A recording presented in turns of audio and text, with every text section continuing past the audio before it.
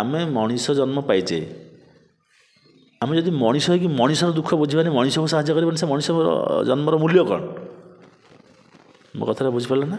ତେଣୁକରି ସବୁବେଳେ ମୁଁ ସେଇ ଜିନିଷଟାକୁ ସବୁବେଳେ ଜଗେ, କେଉଁଠି ମୋର ମଣିଷ ପଣିଆଟା ଭୁଲ ହେଉନି ତ। ପ୍ରଥମେ ଭଲ କଳାକାର ହେବାକୁ ହେଲେ ଭଲ ମଣିଷଟି ହେବାକୁ ପଡ଼ିବ। ଆଉ ଆଜି ପର୍ଯ୍ୟନ୍ତ ମୁଁ ଯେତିକି ଯାତ୍ରା ଜଗତରେ ଯେତିକି ଦିନ ମୁଁ କାମ କରିଛି, ମୁଁ ସବୁବେଳେ ଗୋଟେ ଆଙ୍ଗୁଠି ଦେଖିଲା ବେଳେ ତିନିଟା ଆଙ୍ଗୁଠି ମୋ ଆଡ଼େ ଦେଖେ। ମୁଁ କାହାକୁ ଆଙ୍ଗୁଠି ଦେଖିଲା ବେଳେ ତିନିଟା ଆଙ୍ଗୁଠିକି ଭାବିଥାଏ, ମୁଁ ତିନିଟା ଆଙ୍ଗୁଠି ମୋ ପଟକୁ ଆସିବ।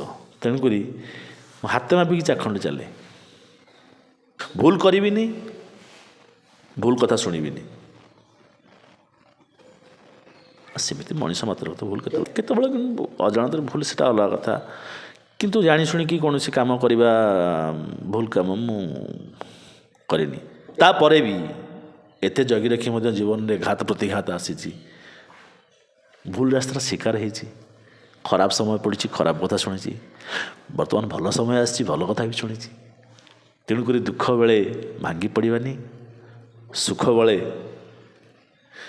ପୁରା ମ୍ରିୟମାଣ ହେଇଯିବାନି। ସବୁବେଳେ ସ୍ଥିର ମନୋବୃତ୍ତି ହେଇ ରହିବା ଭଲ।